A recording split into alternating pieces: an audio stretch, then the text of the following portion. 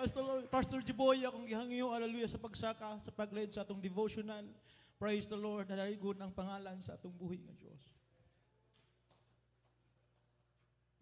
Hallelujah, Lord. Salamat kayo, Ginoo. Nining matahom nga kabuntagon, O Lord. Diin kami na plastar, na pahimutang og pag-ayo, Ginoo, pinagi sa imong mga grasya. Salamat kayo, Lord. Hallelujah. Niya kami, Ginoong Diyos, buksan kining adlaw, Ginoo. Diha, O Lord, sa katamis, kanindot sa imong presensya ug sa imong mga pulong. Gamita ako, Ginoong Diyos. Hallelujah. Nini nga panahon karon ug sa akong mga kaigsuunan magadawat nini. Dalaygon ka mahan sa walay pagkatapos. In the name of Jesus Christ we pray. Amen and amen and amen. Hallelujah. Pwede mo makalingkod mga kaigsuunan. Praise the Lord. Job chapter 2 verses 1 to 10. Praise the Lord. Hallelujah. Job chapter 2 verses 1 to 10. Hallelujah. Again, there was a day when the sons of God came to present themselves before the Lord, to present themselves before the Lord. And Satan came also among them to present himself before the Lord.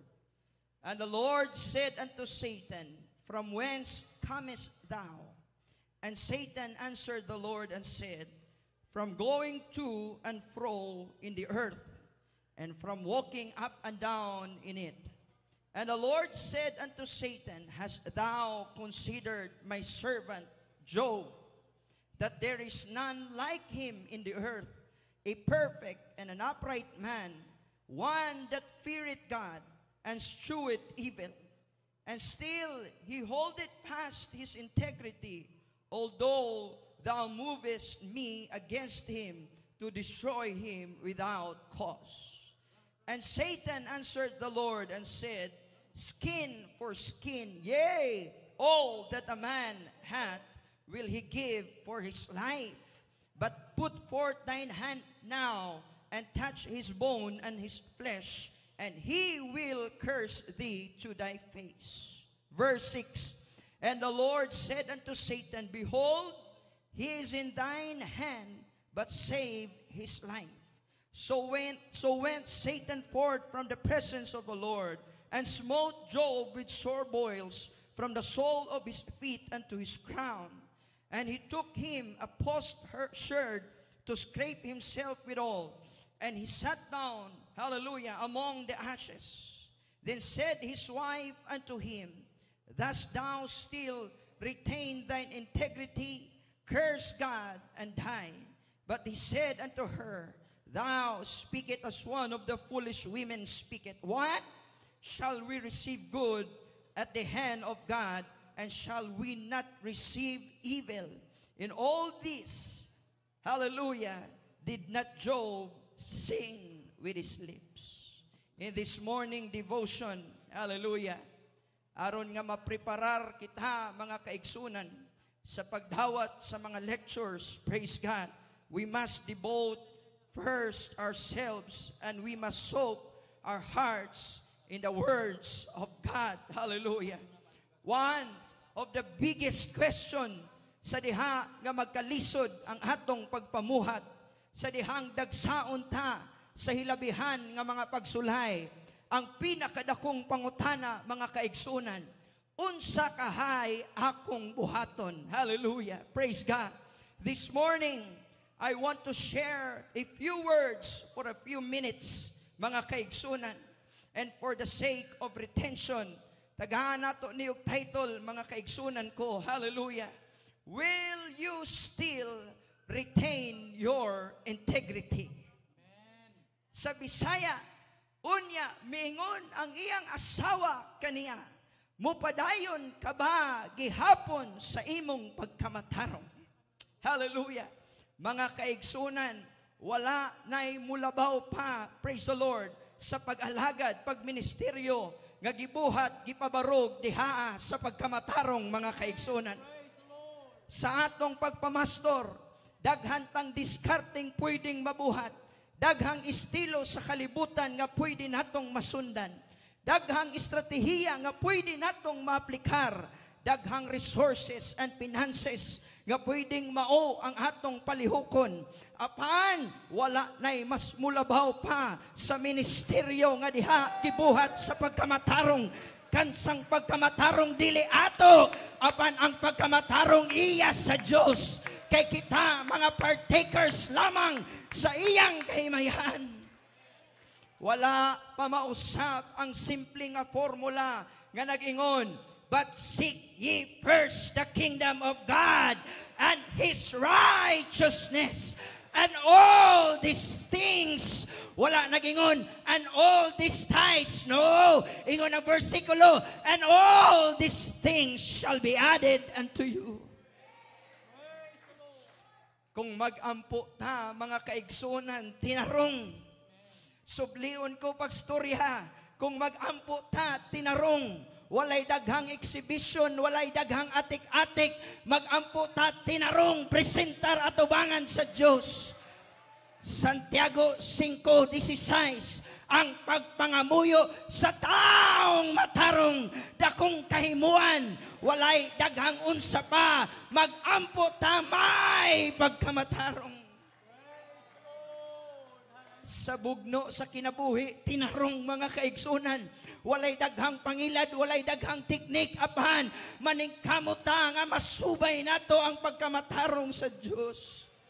Ikaduhang Timoteo 4:7-8, gibugno ko na ang mahayong pakigbugno ay, natapos ko na ang pagdalhagan sa lumba, gikabantayan ko ang pagtuo, sukad karon adunay gitaghana alang kanako nga unsa nga purong-purong sa pagkamatarong. Kung ang atong gipaningkamutan ang purong-purong sa pagkamatarong, nan ato ning pagalakton, ato ning ipursue diha sa pagkamatarong. Dili ta against sa prosperity, mga kaigsunan. Sa pagkatinuod, nag-ampo ta alang sa pagpauswag sa Diyos sa nagkadaian natong mga ministry. Apan kung pagpatigayon sa kinabuhi ang atong hisgutan, buhato na lang tini nga tinarong, mga kaigsunan. Ingon ang Proverbio 16:8, maayo pa ang jutay uban sa pagkamatarong, kaysa dagkong abot uban ang dili pagkamatarong. Wala na'y mulabaw pa sa ministeryo nga diha gipabarog ibabaw sa pagkamatarong sa Dios. Bisan taliwala sa kapungot sa Dios ug sa iyang mga hukom, but still righteousness works. Epektibo gihapon ang pagkamatarong. Sinuwi nakakaplag o kahamuot sa mga mata ni Jehova. Sinuwi mao'y usa ka tao nga matarong og hingpit sa iyang kaluwatan. Sinuwi naglakaw uban sa Dios when God was on the verge of making a great judgment against humanity because of their continuous evilness in their mind, in their thoughts, in their hearts. But here come a man named Noe, and he was perfect and just in the sight of the Lord. Ang unang bersikulo sa basahon ni Job, nagingon, this is a principle of the first mention. Unang bersikulo pa lang sa taas nga libro, hallelujah, ni Job, nagdetalye na ang verse 1, nagingon, dihay usa ka tawo sa yuta sa hus, kinsang ngalan mao si Job, og katong tawhana, hingpit og matarong, og usa nga mahadlokon sa Dios, og nagpahilayo sa dautan. Grabe, mga kaigsunan, walay daghang entrada, walay daghang pasikot-sikot. Ang pinakaunang bersikulo, diritsong nagdetalye nga naingon, kaning tawhana, hingpit og matarong, mahadlokon sa Dios, nagpahilayo sa kadautan. Og sa dihang subayon nato ang mga bersikulo sa ubos, nagdetalye ni sa saktong gidaghanon ug ihap sa iyang mga katigayunan. Let us run through this for a minute. Na siya'y 7,000 ka karniro, na siya'y 3,000 ka kamilyo, na siya'y 5 ka gatos ka paris ka baka, 5 kaasno nga babae, o ang Biblia nagingon, nga dakog uyamot nga panimalhay, mao nga kining tawhana, mao'y labing bantugan sa tanang mga anak sa sidlakan. Pero, usa ka adlaw, inaglimpse sa banahe ang tanan na wala gikan kaniya. Ang iyang mga baka o ang iyang mga asno gikawat sa mga sabihanon o giapil pagpatay ang mga sulugoon nga nagbantay niini. Ang iyang mga karniro nagasunog sa kalayo gikan sa langit, apil ang mga nagbalantay niya niini. Ang mga kamilyo gikawat sa kalyanhon, hastang iyang mga sulugoon gipamatay apan ang labaw sa tanan. Hallelujah, nga pagkadimalas sa iyang kinabuhi, mao ang iyang mga anak nga lalaki o ang iyang mga anak nga babae, silang tanan namatay tungod sa dakong hangin nga miabot gikan sa kamingawan o gilapdusan ang balay, diin tuwa sila. Mga kaigsunan, mao kini ang worst possible situation nga pwedeng mahiaguman sa usa ka tawo nga nag-alagad sa Dios. Alagad siya sa Diyos. Why? Si Jehovah mismo nagingon kang Satanas, "Hast thou considered my servant Job?" Alagad siya sa Diyos. Maingon man usab kanato mga kaigsunan, kung nahitabo kani kang Hub, mahitabo usab kani kanato. Hallelujah. Not on the same level, not on the same form and same pace, but I sure that you know nga naadyoy mga kalisod, naadyoy mga kalibog sa panahon diha sa atong pagpamuhat sa Diyos.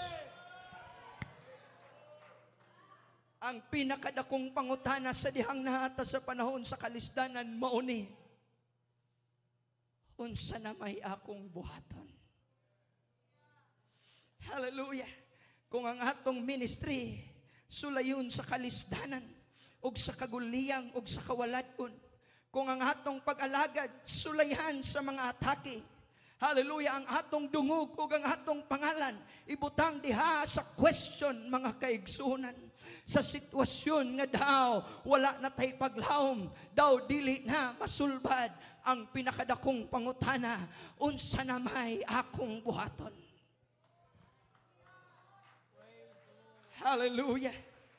Naaba ko'y mga kauban ng pastors nga, niabot ni ini nga pangpang sa ilang pagpaministry, mga kaigsunan.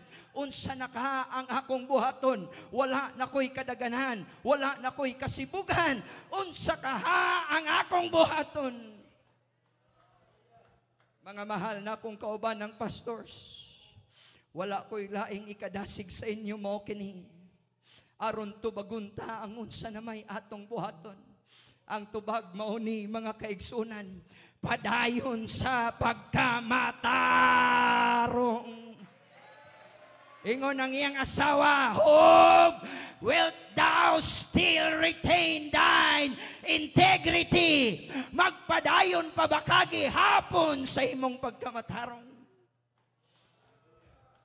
Kung puno sa kagubot ang atong Lunes ngadto sa Sabado, inig ka Domingo sa buntag sa may atong buhaton. Sulob gihapon sa barong, luhod gihapon sa Ginoo, saka sa pulpito, gunit sa mic, wali gihapon, may dihog gikan sa kahitasan. Kung panahon sa mga testing sa atong kinabuhi, unsay atong pinakamayong buhaton, padayon sa pagkamatarong. When our names and our little reputation will come into a question, unsa kaha ang atong buhaton, padayon sa pagampo, padayon sa paghilak, padayon sa pagtawag sa Diyos. Kung dagsauntag mga kaluya o pagsulay o problema, biskan unsang mga dagkong butang nga musugat kanato, unsa man ang atong buhaton, padayon sa pagpakpak, padayon sa pag-awit, padayon sa pagdaig sa Ginoo.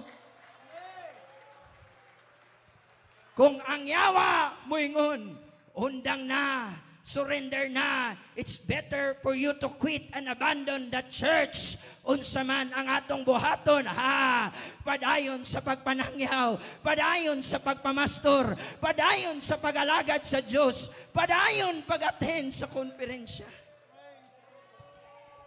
Ang utana ang asawa ni Job nagingon, mupadayon ka ba gihapon sa imong pagkamatarong. Usahay ang hint sa mga tubag, gamiton sa Diyos ang mga tao nga sigig pangutana. Siguro wala siya idea how to get out from there. Paningon ang iyang asawa, shalt thou retain thine integrity. And coupled with this, na ay suggestion ng iyang asawa, mauni, curse God and die. Resign na. Hundang na. Ayaw na pagwali og tinunan o ginampuan. Hala, pangig-an na tanan membro ni mo. No. Magpadayon ta mga kaigsunan kung asa ta gitawag sa Diyos, kung asa ta gidihugan sa Diyos mga kaigsunan. My dear co-pastors, when things in our mind will fabricate a lot of reasons that will make you quit, what should you do? Kinahanglan tang magpadayon. I'm about to close, mga kaigsunan. Pwede ba natong daygon ang Ginoo? Hallelujah, hallelujah. Praise the Lord, praise the Lord, praise the Lord. Do not shy away from doing that program that God has given you. Because of the critics around, do not shut, hallelujah, that program, that plan, that dream nga imong gustong pagabuhaton alang sa buluhaton sa Diyos. If you are currently in church building program and you feel a lot of resistance, what should you do, my friend? Padayon kay mo kini ang tarong nga butang nga pagabuhaton. Job, mo padayon pa ba ka gihapon sa imong pagkamatarong? Let me translate it to my dear co-pastors. Mga pastor, mo padayon pa ba gihapon ka sa imong pagkamatarong sa diha nga naata taliwala sa pagsulay. Apan salamat sa Dios, mao man bitaw nga naata karon niini nga konferensya. Kay wala kita nagplano nga mamiya na. Wala ta nagplano nga mutalikod na. Apan salamat sa overcoming power nga wala nagagikan din hiya. Apan nagagikan dito. Ang pagkamatarong wala gikan diri. Apan nagagikan dito. Unsay atong buhaton, padayon ta sa pagalagad sa Diyos. Magatindog tang tanan mga kaigsunan. Sa atong altaran karong kabuntagon, if we can hear the voices whispering into our ears, shalt thou retain your integrity. Hallelujah. Hallelujah. If the opposition and the resistance will say, quit, surrender, abandon your ministry. O padayon baka, padayon ta mga kaigsunan. Hallelujah. Praise the Lord, praise the Lord. May mga panahon nga lisod na ang iwali. May mga panahon nga dili na taganahan mo patimaw sa pulpito. Nay panahon mga kaigsunan that we let our problems take away our boldness in doing our ministry. But the wife of Job said, wilt thou continue to retain thine integrity? Oh, hallelujah. Tagda ang imong kaugalingon ug sa imong pagtudlo. Kay diha ni ana magpadayon ka. Kay diha ni ana pagaluwason mo ang imong kaugalingon ug ang mga nagapatalingog kanimo. My dear pastors, wilt thou still retain your integrity? When the flesh dictates, retaliate. When the wicked heart says, bows. But it's the righteousness of God, hallelujah, that will enable us to retain our own integrity. Dili kini atong pagkamatarong, apan pagkamatarong kini sa Diyos. Padayon kita diha, nihana. Dalaygon ang Diyos sa walay katapusan. Hallelujah, hallelujah, hallelujah.